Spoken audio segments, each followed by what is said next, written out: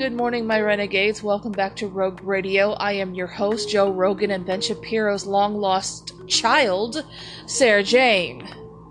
It is 7:39 a.m., and today is a Renegade Times episode. Links will be down in the description on how to reach me. Go ahead and bug me. I like being bugged, so there you go. Let's just do this.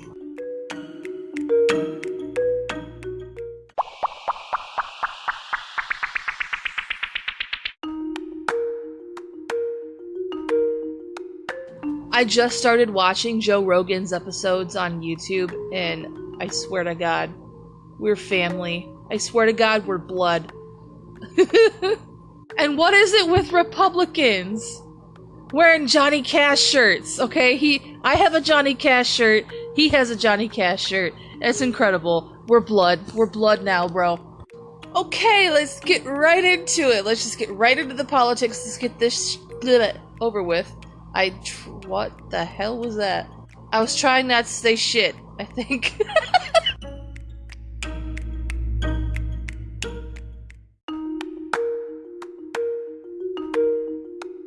Okay, first off, we're gonna be talking about damning new details emerge in ex-FBI agent's role in shutting down Hunter Biden's laptop probe.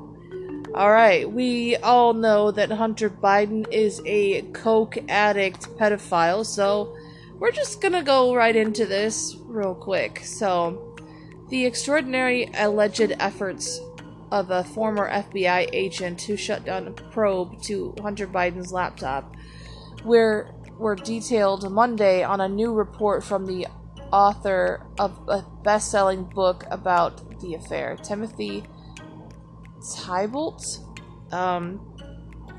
who left the Bureau last month under mysterious circumstances, spiked further questioning of former Biden. Okay.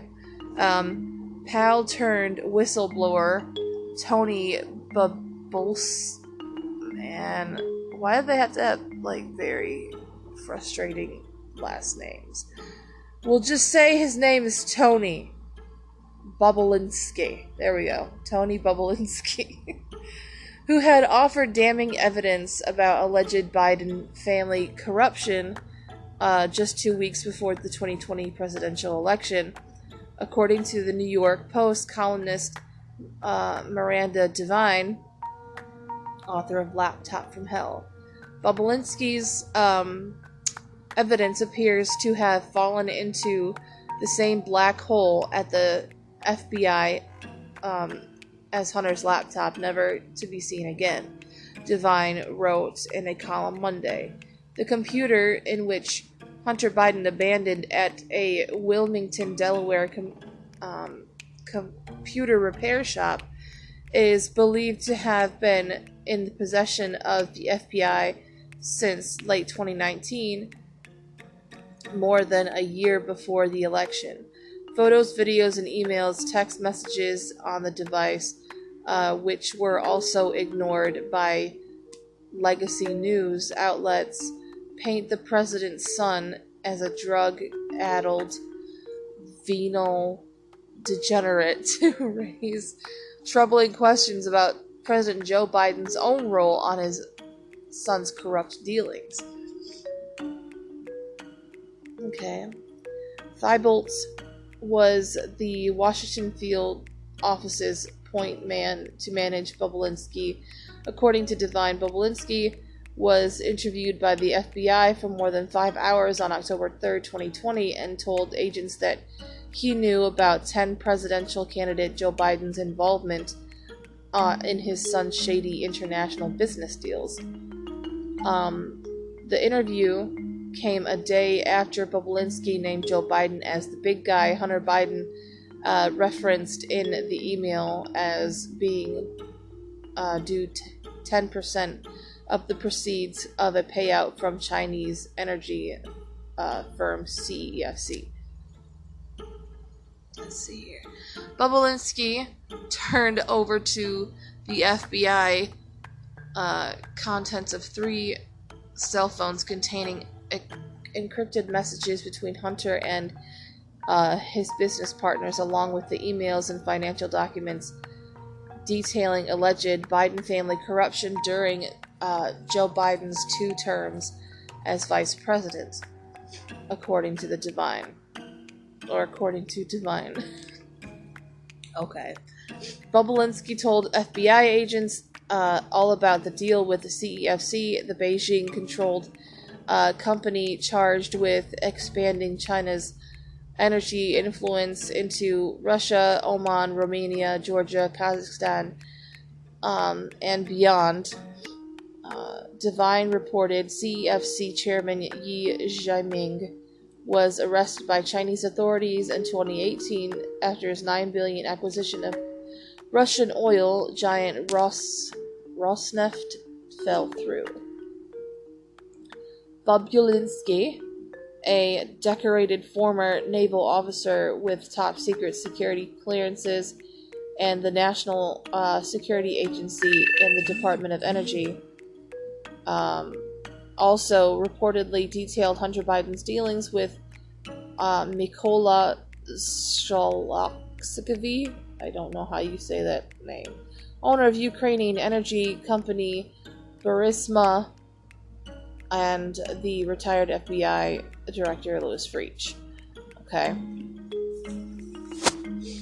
After the interview, Bobulinski and his lawyer were given Thibault's cell phone number and told he would advise them on the next steps, but neither Bobulinski nor his lawyer was ever contacted by Thibault and Bobulinski, and was never brought in to testify before a Delaware grand jury investigating Hunter Biden. Thibault retired 2 weeks ago amid an investigation by special counsel John Durham into his anti-Trump activities. Republican Senators Chuck Grassley and John Ronson have publicly accused Thibault of interfering with the Hunter Biden probe and say they have more of a dozen whistleblowers who have told them FBI officials barred them from investigating damning evidence on the laptop. It's because he's the president's son, and that he's got celebrity clients that don't want to be put into the light and be accused of being pedophiles and also drug addicts. So, come on, Hunter. The world of politics and fame run on pedophilia and drugs, so you might as well just come out and say that you are both of those things, dumbass. In October 2020, an avenue of additional derogatory Hunter Biden reporting was ordered closed at the direction of ASAC Thibault. Okay. Grassley wrote 6 weeks ago in a letter to FBI Director Christopher Wray and Attorney General Merrick Garland. A recent poll by Technometrica Institute of Policy and Politics suggested that 79% of Americans believe President Trump likely would have won the re-election if voters had known about the contents of Hunter Biden's laptop and that it was authentic. A lawyer for Thibault denied Grassley's allegations last week, saying the former agent did not supervise the investigation of Hunter Biden. In particular, Mr. Thibault was not involved in any decisions related to any laptop that may be at issue in the investigation, and he did not seek to close the investigation. Alright, there's that. Sounds like all bullshit to me.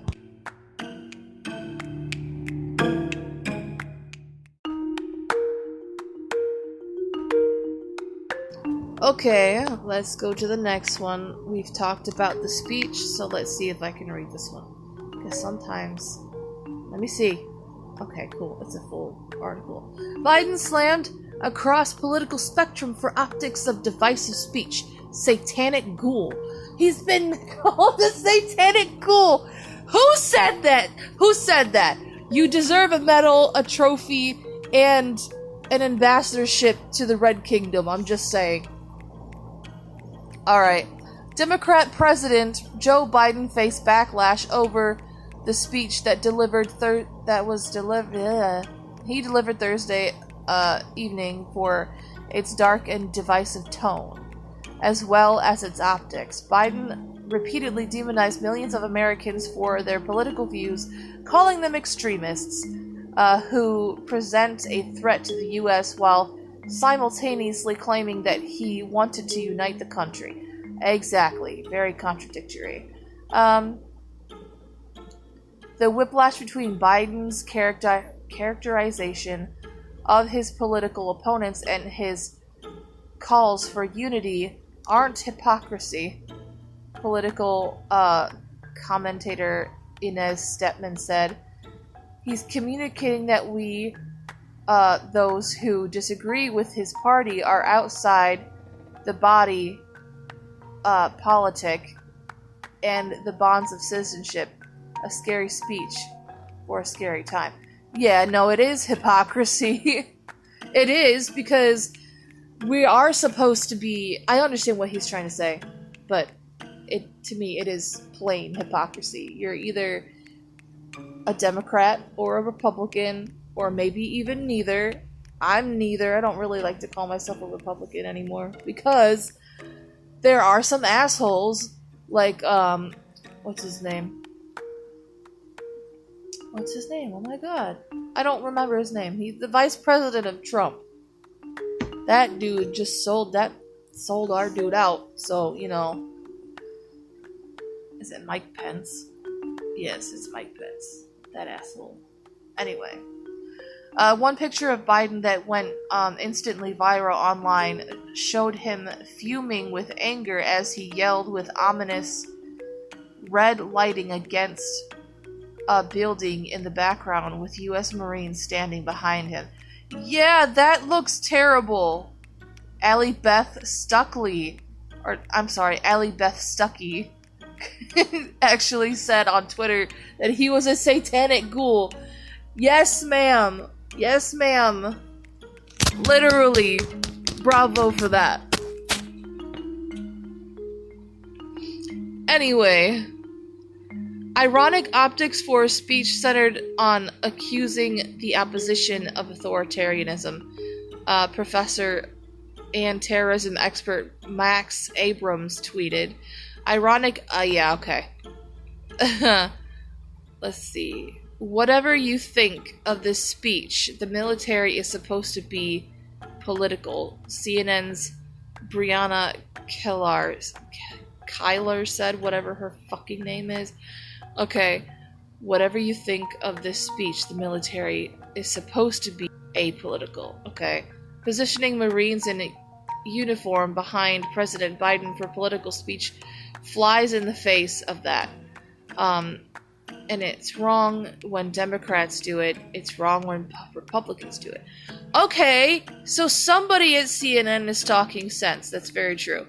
Not a fan of the lighting tonight, New York Magazine Huffington Post journalist Yazar Ali tweeted. Conservative political commentators and analysts and political figures also slammed the optics of Biden's speech. Biden should have just given the speech in German. Oh my god! American Majority CEO Ned Ryan tweeted, oh my god, give him a mustache too, like shit. Chad Gilmartin, who works for House Minority Leader Kevin McCarthy, Republican of California, tweeted, why does the backdrop look... why does Joe... I can't talk today, I swear to God. Why does backdrop for Joe Biden's so-called optimistic speech look like a Soviet sector of East Berlin? It does. It really does have like that dictator look. Why were U.S. Marines used as political backdrop by their commander-in-chief during a disunity speech. Virginia Lieutenant Governor Winsome Earl Sears tweeted, "Everyone should be concerned." The picture says it all. Representative Nicole Maliotakis.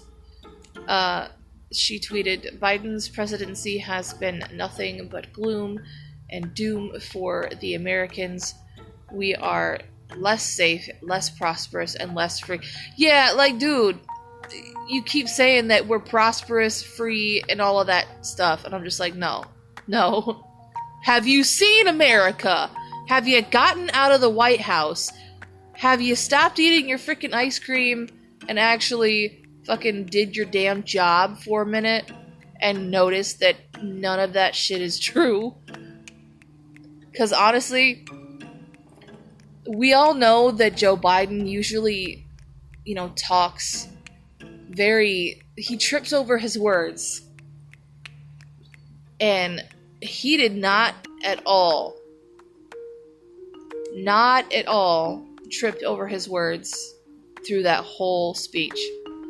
Which makes me wonder if that's an act or he just had an extra bowl of Wheaties that morning to help him, be alert. I don't know. I'm just saying. It was not his character. It's not the character that we have seen. For the most part, he's always been a bumbling dumbass. But the minute he wants to actually mean business, he's very coherent. Which makes me think it's an act. But anyway, former press secretary Ari Fleischer tweeted that there was no difference between Biden's campaign speech tonight and his 2012 message that the GOP under Romney wants to pull y'all back in chains. Very true. Biden is the most divisive, over-the-top, rhetorically vile, bumbling, inarticulate, oh my god, president in history, he added. This report has been updated to include additional information. Okay, yes. Yeah, no, that whole thing was... I don't understand. I really don't.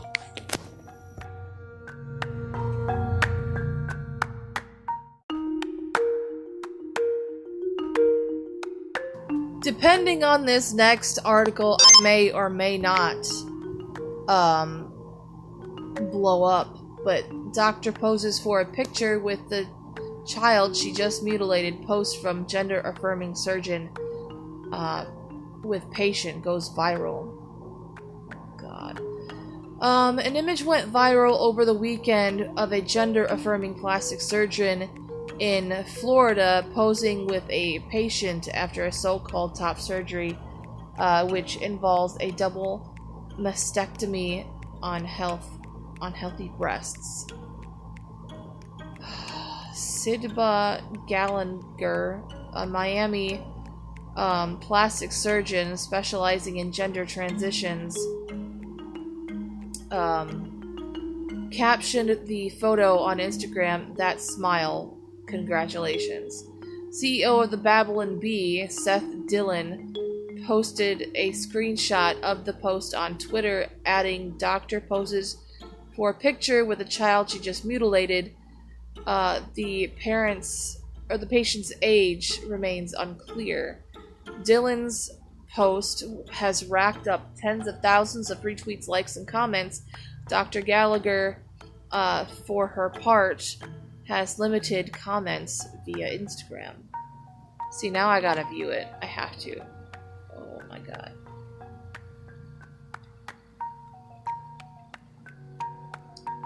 Let me see this. Give me a second, people.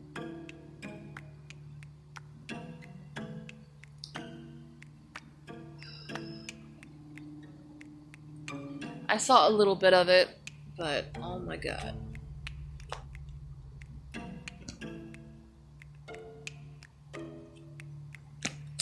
Never mind, they want me to sign in. Forget it. Go back. No, but I've seen a little bit of it, and that is just evil. I don't believe that children should have a say in their transition, because they're children. All children, especially teenagers, because it looked like it was a teenager from what I saw. They're children still. And especially teenagers, hormones are everywhere.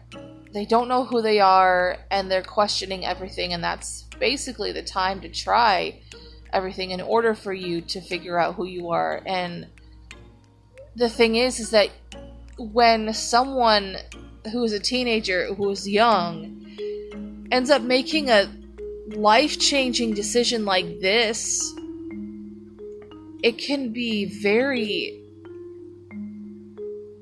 The child could pay for that, like, later on, because, like I said, like, a child's mind can change.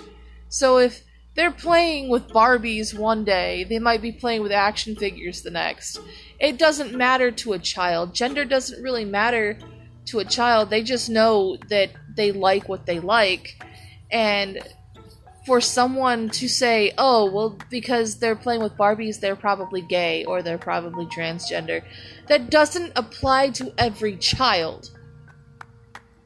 I hate the fact that I have to actually put that out there and say this.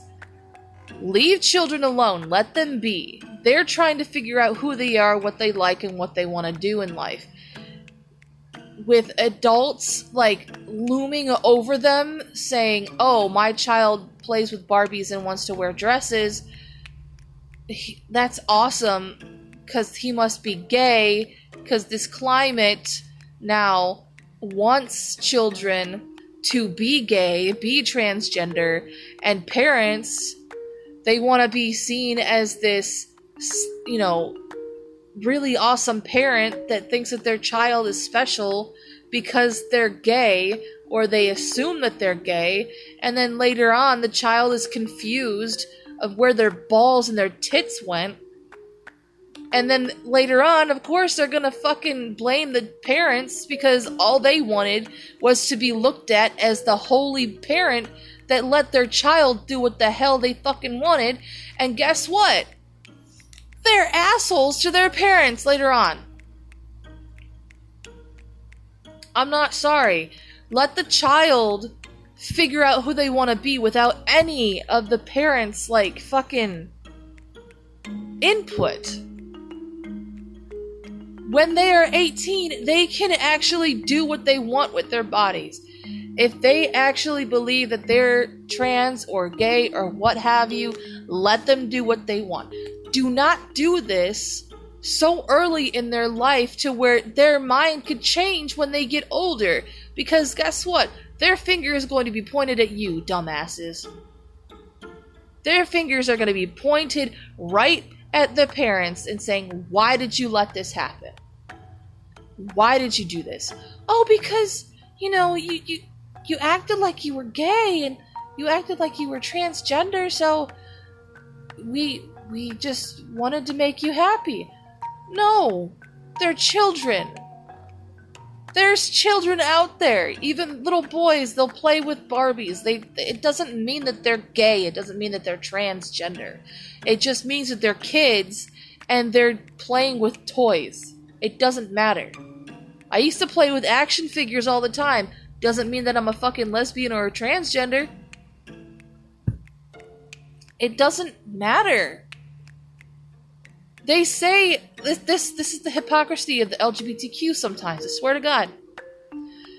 They say they want gender-neutral toys in order for children to feel included, but the minute a boy ends up playing with a Barbie instead of a monster truck is the moment they think that that child is gay, and it's not true.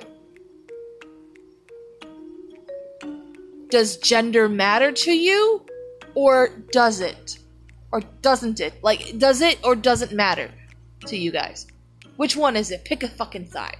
Because there's now children suffering from the influence that is over them. Nowadays, it's very trendy to be, disabled, mentally ill, and also part of the LGBTQ. I see it a lot on TikTok, and I find it very saddening, to be honest, because no one's actually guiding these children into the realization of how that comes to be. Like how someone realizes that they're transgender, how someone realizes that they're gay. I understand that these things actually exist in the world, and do I hate them? No. Do I disagree with them? Yes.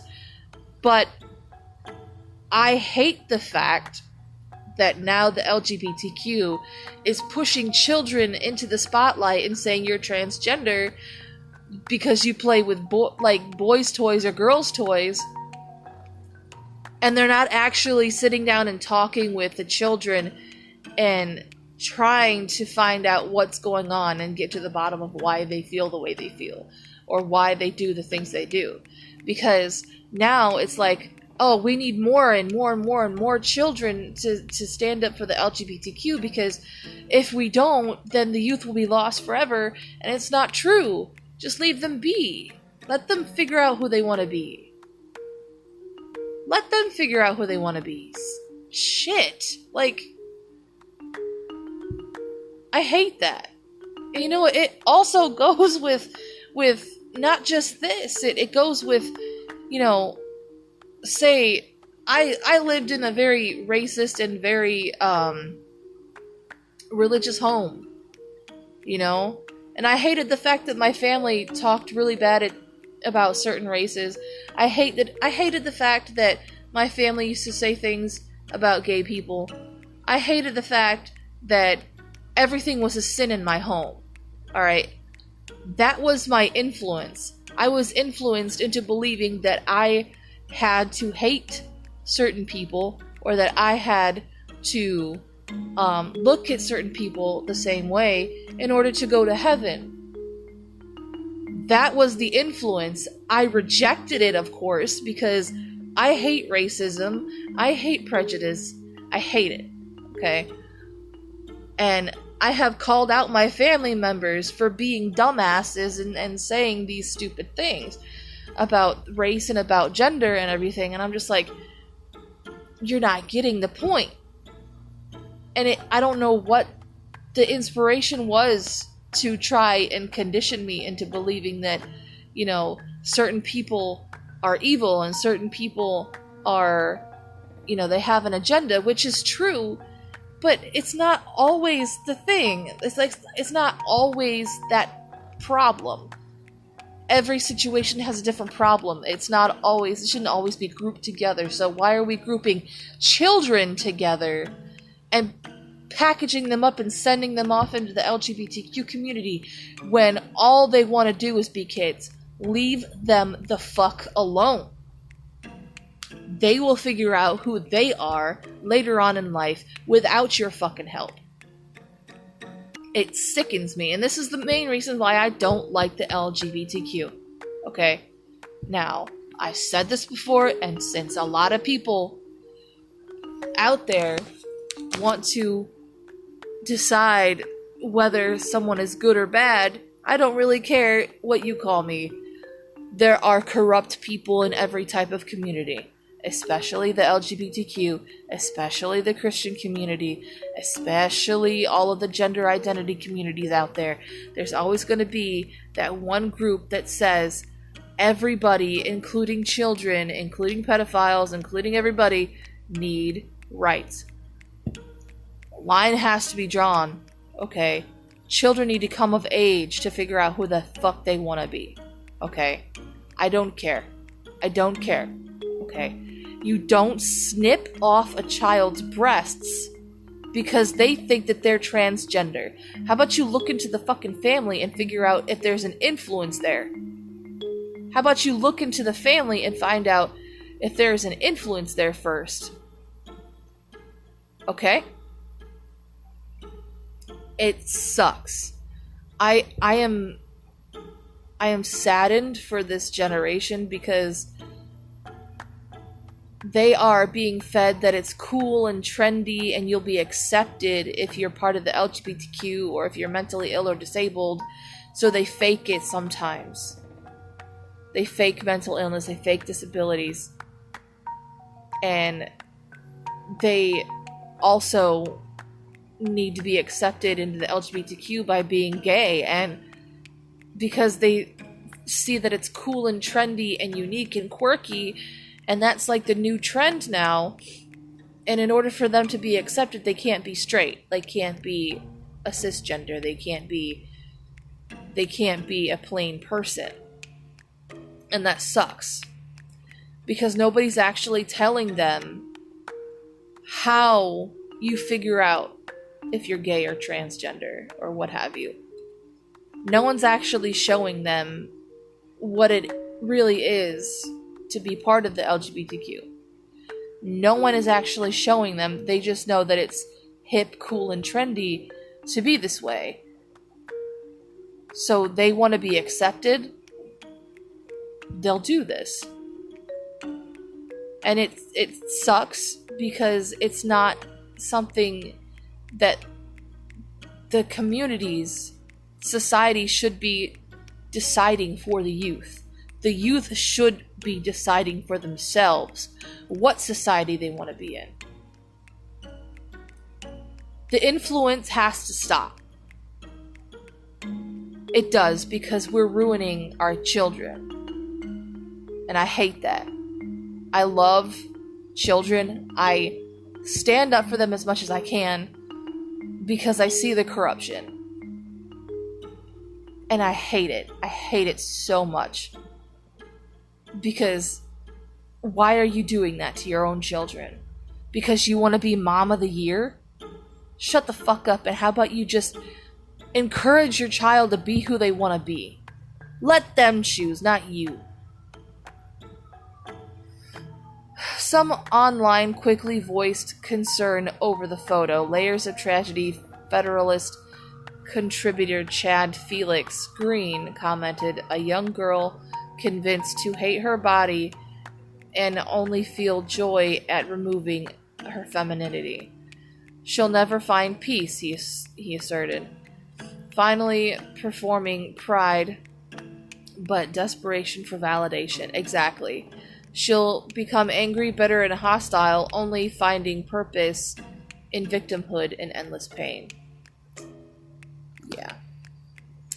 Columnist at Tablet Magazine, Sasha White, posted a screenshot of Dr. Gallagher's now disappeared Instagram story.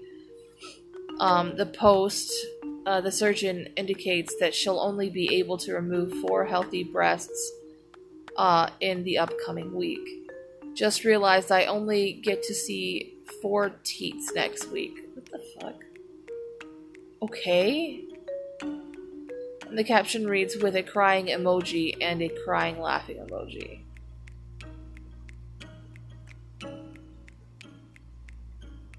Sasha White says, I'm looking to speak with former patients of Dr. Sidba Gallagher for an article I'm working on. If you or someone you know is a patient of hers, please get in touch. Reply to this tweet, particularly hoping to talk with someone who was a minor at the time. Politico, dubbed the red-headed libertarian, asked, how is this happening in Florida? Linking to the state's health department guidance recommending against transgender surgeries for minors. So, she's doing it illegally. Oh, that's interesting. That is interesting. Find this bitch. Find this bitch. Okay, I could really go violent with it because I'm really pissed off of this person, but I'm not going to. I was going to say some really awful things, but I'm not going to. I'm going to tame my rage. The Florida Department of Health on April 20th released guidance advising against medical transgender treatment and social transitioning for kids. Due to the lack of conclusive evidence and the potential for long-term and irreversible effects, the department's guidelines are as follows. Social gender transition should not be a treatment option for children or adolescents. Anyone under 18 should not be prescribed puberty blockers or hormone therapy. Gender reassignment surgery should not be a treatment option for children or adolescents. Children and adolescents should be provided social support by peers and family and seek counseling from a licensed provider, the guidelines said. Notably, Gallagher last week publicly complained about the guidance, saying hospitals are unwilling to allow her to use its operating rooms to perform transgender surgeries on minors. So you're doing it behind the guidelines and behind the rules of the hospital. You should be stripped of your PhD, or not PhD, but you should be stripped of all of your diplomas, all of your college diplomas, and all of the licenses that you have in order for you to perform surgery, because you're doing it against the law. You're doing it without the knowledge of the hospitals. So, okay, patients are scared, they're upset, she told the Tampa Bay Times. These are powerful bodies that are targeting them.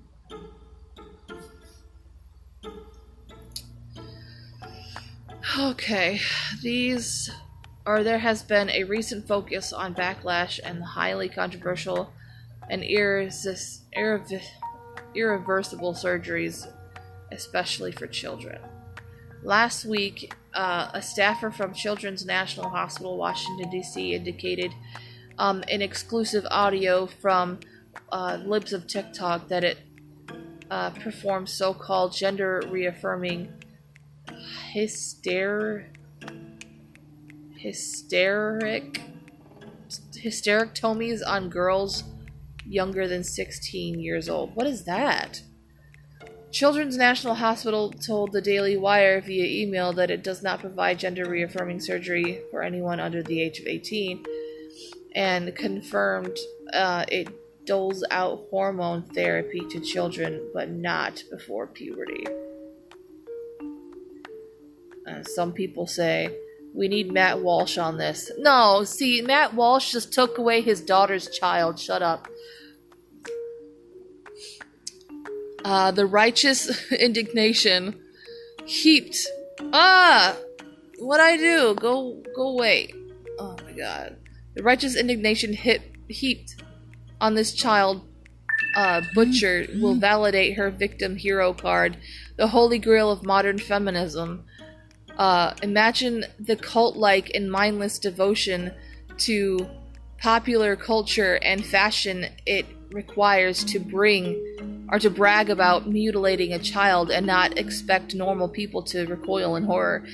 The desire to be accepted by the correct people, to be in step with fashion, and bully people into calling you a victim are hallmarks of the cult of leftism.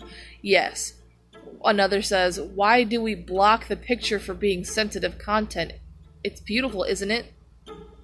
Sarcasm. Oh my god. And then another says, well, I don't advocate for violence, but in this case, yeah.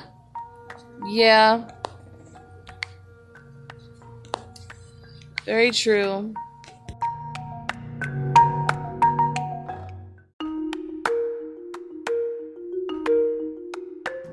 I think it's time for a break, don't you? Because that fired me up way too much.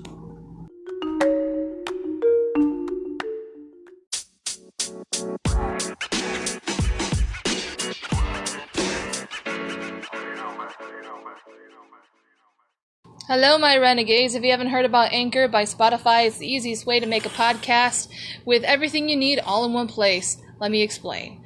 Anchor has tools that allow you to record and edit your podcast right from your phone and computer, and when hosting on Anchor, you can distribute your podcast on listening platforms like Spotify, Apple Podcasts, and many more. It's everything you need to make a podcast in one place.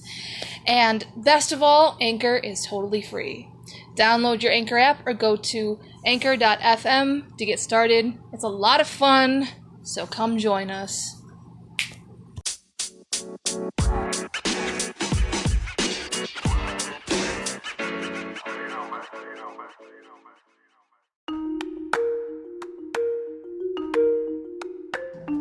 hold up TV and the voice of the Fat Mantis will actually appreciate this. Or maybe they won't, I don't know. They've talked about Henry Cavill for a long time.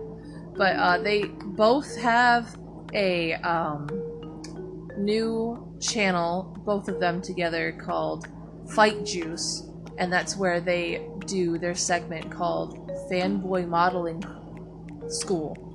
I was about to say club. I was like, no, I know that there's another word for it.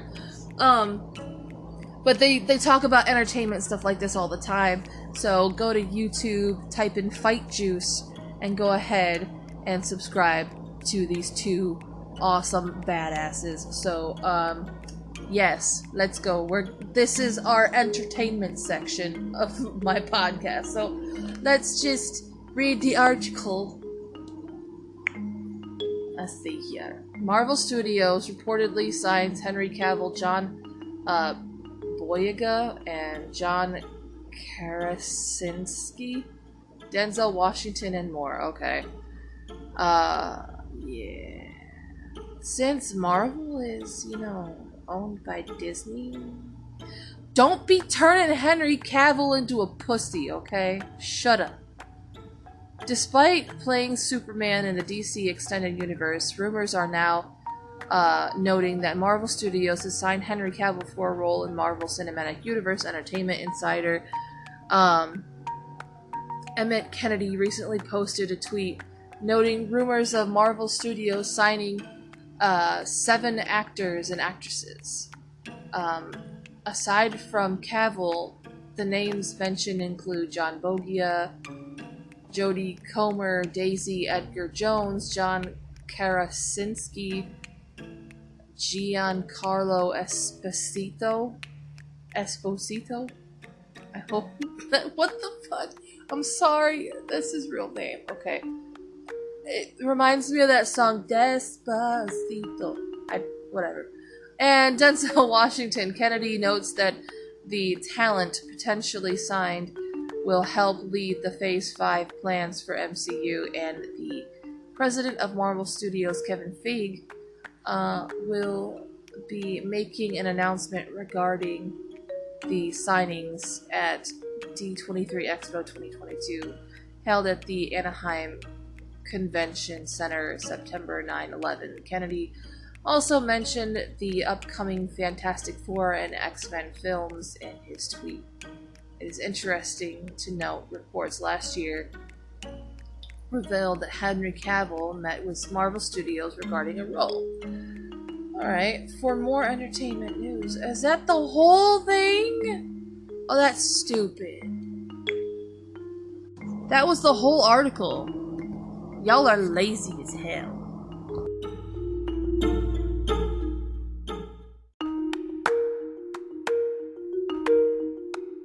So, I don't usually talk about DC, but I really should because I like DC. I like both Marvel and DC, but DC is starting to become a lot more badass to me because Marvel was bought by Disney and making everybody pussies.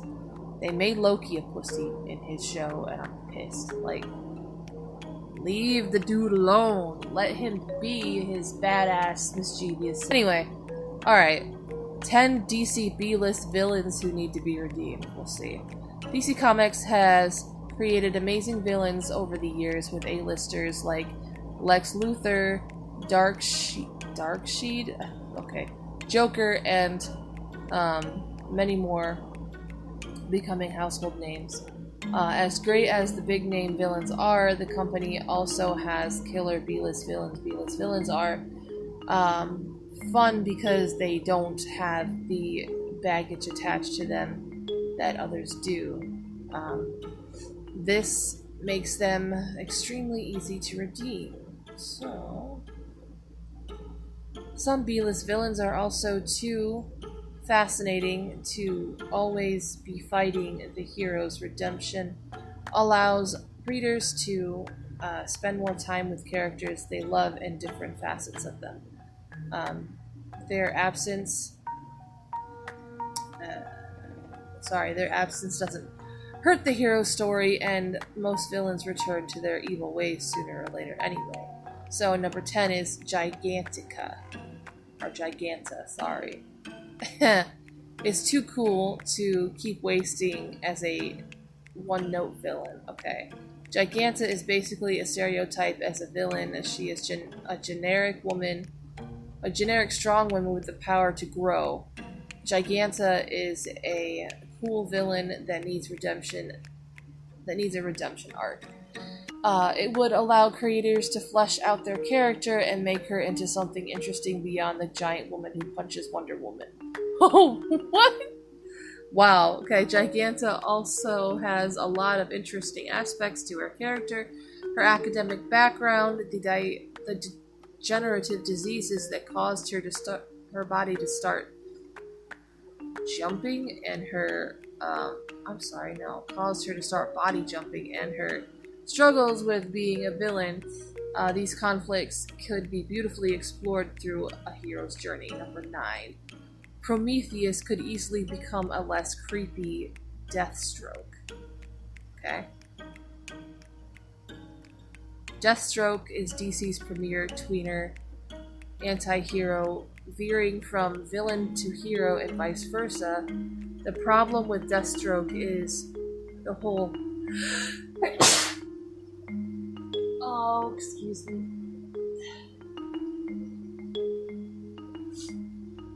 The problem with Deathstroke is the whole Terra situation, though. A better choice for a cool anti-hero would be Prometheus.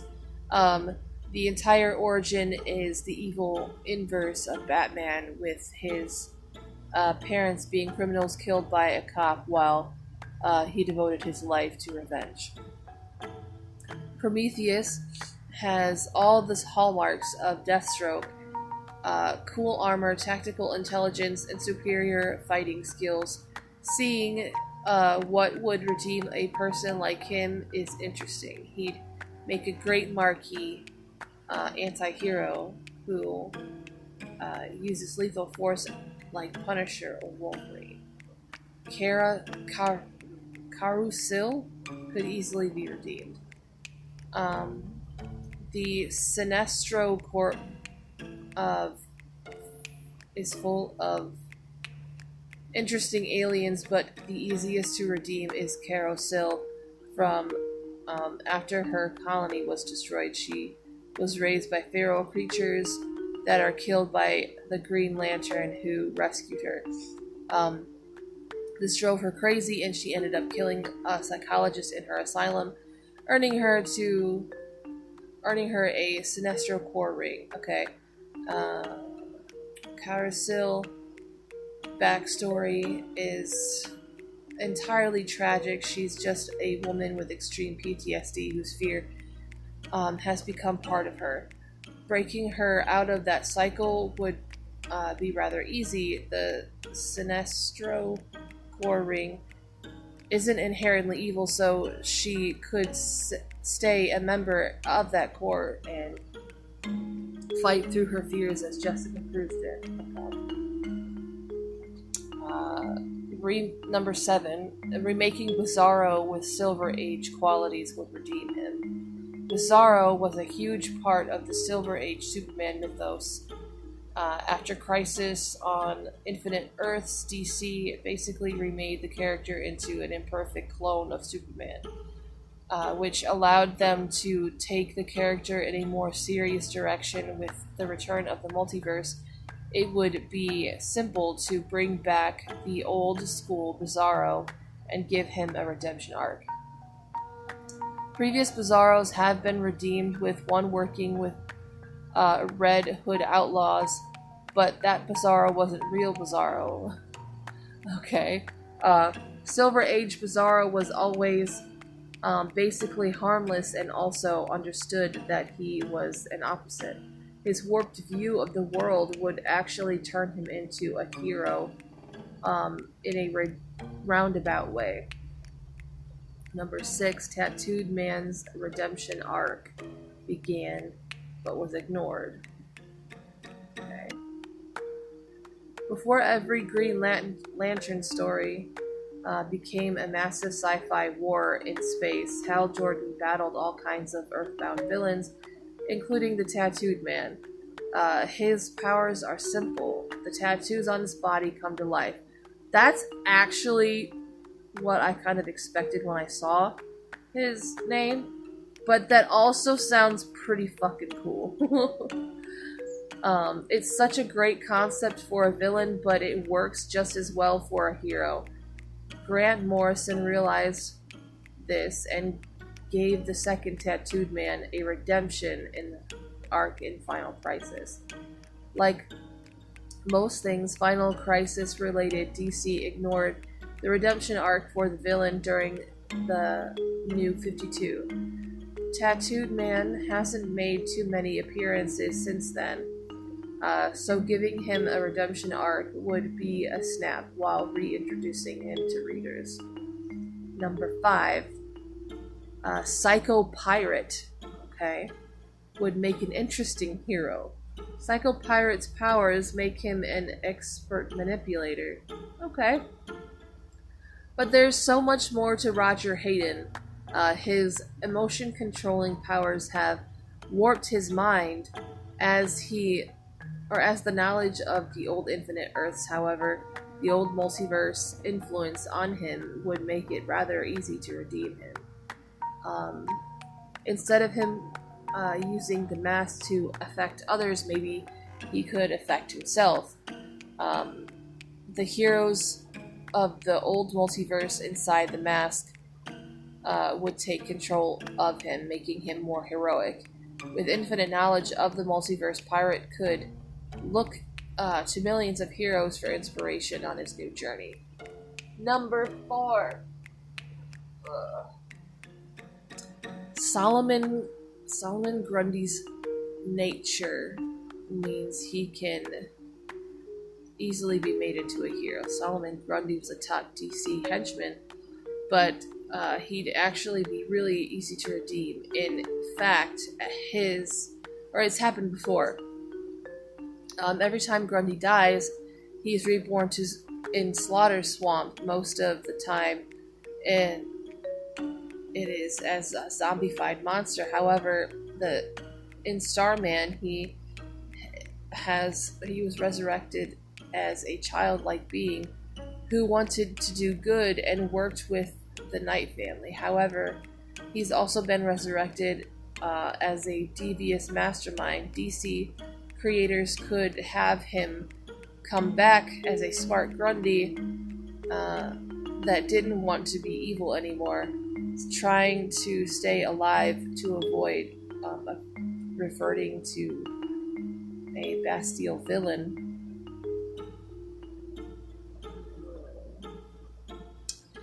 Grundy usually accepts death, but avoiding it would humanize him. Alright, number 3. Icicle 2 is due for a total redemption arc, okay. With the upcoming return of the Justice Society, there are lots of great villains that haven't been seen in a long time. The Justice Society is full of cool villains, but only one really deserves a redemption arc, and that's Icicle 2nd. Or Icicle 2, I don't really know.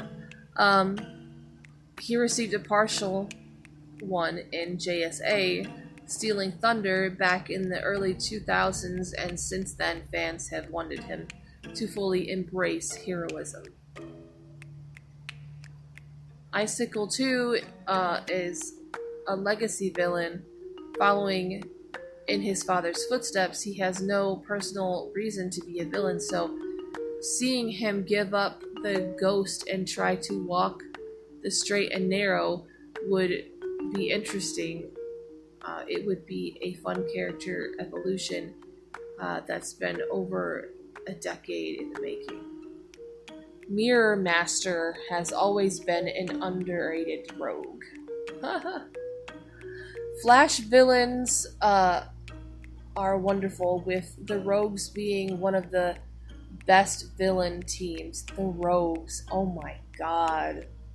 Yo. See, now I have to find, like, comic books with the Rogues in it, just because it's got Rogue in it. I'm interested.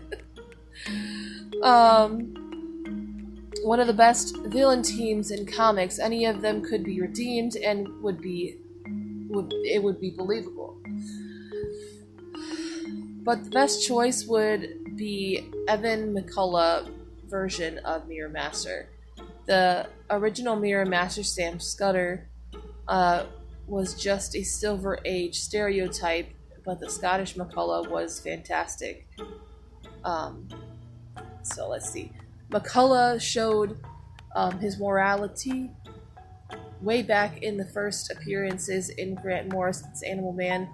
The Rogues are a highly principled group of villains, so Mirror Master giving up his villainous ways to work for the DEO or even the Suicide Squad would be fathomable. Master... what the fuck? How do you say that? Master... MXYZ... what the fuck?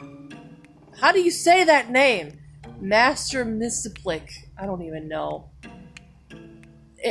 There is not one vowel in his name. It says... where's my... it says, where's my quirk? Is that... oh my god, okay. It's more mischievous than evil. If you know this guy, he's got like 2 wisps of gray hair and a purple hat, okay? I don't know how you pronounce that ridiculous name. This is my first time ever actually learning about this person. But okay. We're just gonna call him the Master because I have no idea, and I know that DC fans would probably burn me at the stake if I mispronounce his name, so... Superman has weird villains, but the Master takes the cake. MXY is a near omnipotent fifth dimensional imp who basically just enjoys messing with Superman. Occasionally there's some malice involved, but most of the time he's just trying to have fun with the one person he can't easily break.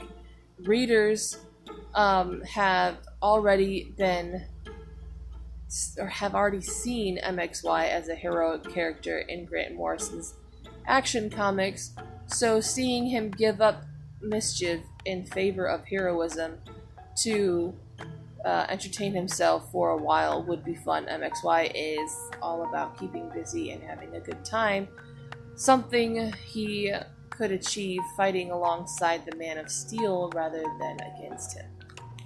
Okay, that's all of them. That was interesting.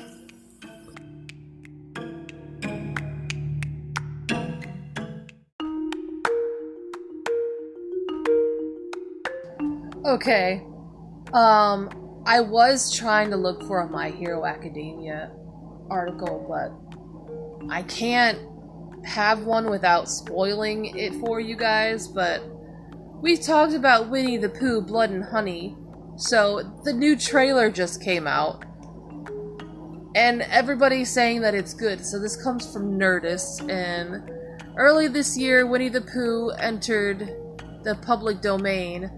The original version, not the Disney one, who wears a red shirt. When a famous properly becomes free, for all to use, whatever. Any and every project you can imagine becomes a possibility. Artists can make almost anything they want when copyrights are no longer an issue. I know all of that.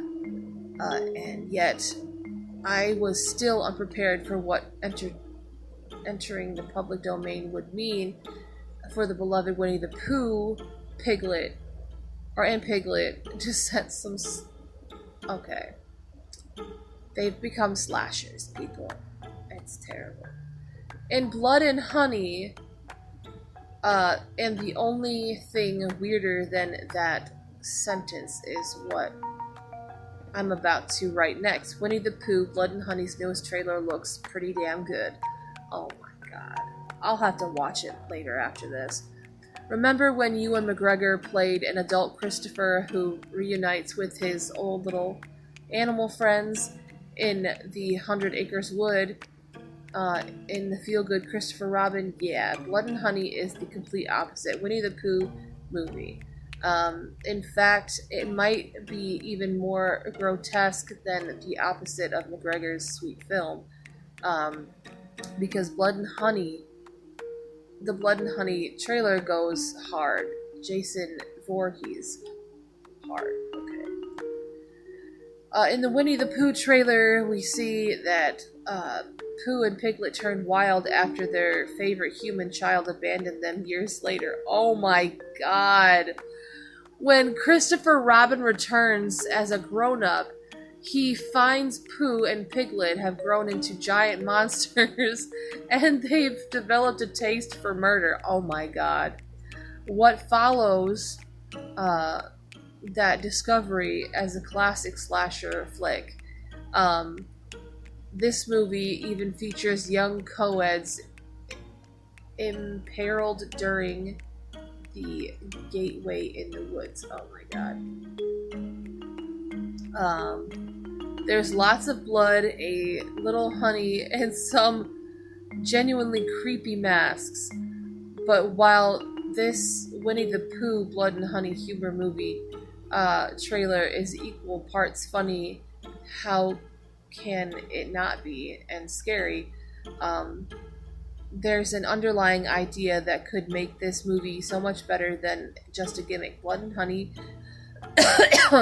excuse me, could explore the dangers of revisiting the things we loved as kids and holding on to an idea of what they should be rather than dealing with what they are.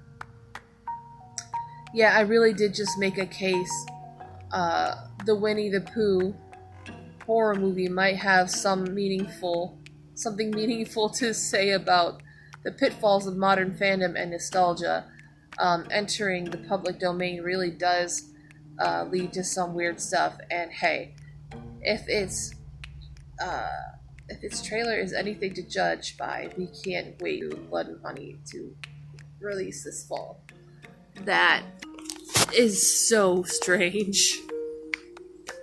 But unfortunately, I kind of recognize myself as very tired already, so I think I'm going to end the podcast episode here. I'm really sorry, but thank you guys for listening. I will see you in the trenches next time, and I am going back to bed.